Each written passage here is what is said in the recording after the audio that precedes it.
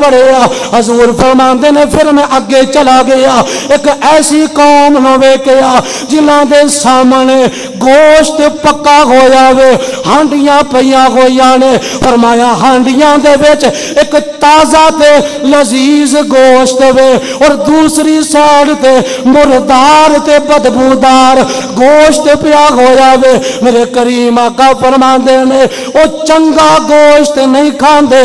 بدبودار گوشت کھا رہے سن استغفر اللہ العظیم حضور فرماندے نے بدبودار گوشت کھا رہے سن چنگی ہانڈیاں چھڑ کے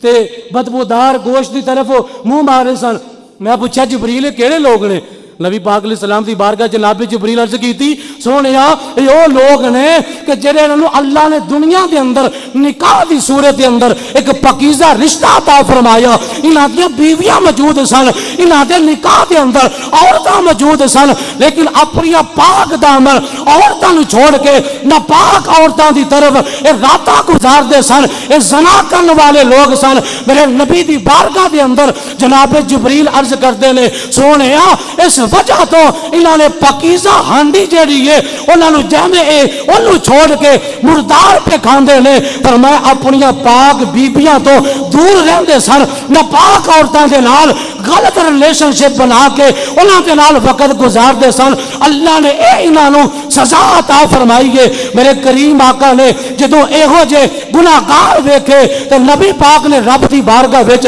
اور دعا کی تھی سونے ربا اے سارے لوگ میری امت وچ ہون گے اللہ نے فرمایا ہاں ہاں سونے تیرے امتی جنی دیر تک اگر توبہ نہیں کرن گے تو اے عذاب دیتے جان گے اگر توبہ کر لین گے تو پھر میں غفور الرحیم پھر ساری قوماں نو تیرے غلاماں نو اسا جنت مسافر بنا دے وانگے